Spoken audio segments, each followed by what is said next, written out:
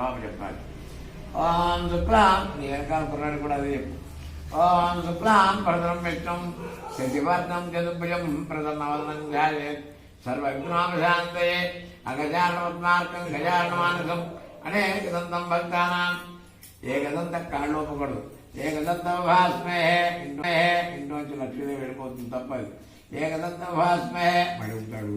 మళ్ళా కూడా ఊపకూడదు. ఎక్కడ మీ ఇంట్లో కూడా ఊపకూడదు, ఎక్కడ ఊపకూడదు. లక్ష్మీదేవి వెళ్ళిపోతుంది ఇంట్లోంచి, తప్పదు. కొన్నాళ్ళైతే అనారోగ్యవంతులు అవుతాం. కాళ్ళు ఎప్పుడు ఊపకూడదు. ఒకనకప్పుడు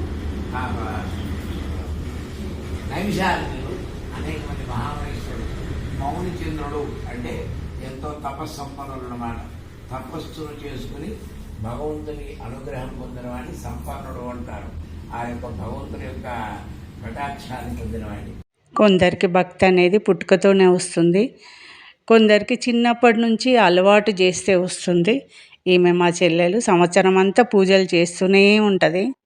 అంతేకాక ప్రతి నెల తన శాలరీల నుంచి ఒక 1000 రూపాయలు పక్కన పెట్టి ఇట్లా చుట్టుపక్కల గుడులలో ఏమైనా పూజలు అయినప్పుడు గుడులకు సమర్పించుకుంటుంది. అంతేకాక తనకు తెలిసిన వాళ్ళకి ఎవరికైనా ఆరోగ్య సమస్యలు వస్తే ఆ డబ్బులోంచి సహాయం చేస్తుంది.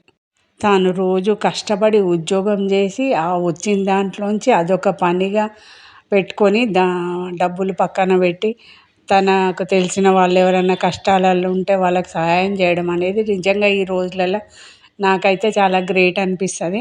ఎందుకంటే ప్రతి మిడిల్ క్లాస్ మహిళ ఏమని ఆలోచిస్తుంది, అదే డబ్బులు పెట్టి ఏదైనా వస్తువు కొనుక్కుంటానని ఆలోచిస్తారు. కానీ అయ్యో పాపం వాళ్ళకి ప్రాబ్లం ఉంది కదా ఆదుకుంటానని ఆలోచించే వాళ్ళు చాలా తక్కువ కదా. నిజంగా సంవత్సరం అంతా అమ్మవార్లకు బియ్యాలు పోస్తూనే ఉంటుంది అన్నమాట.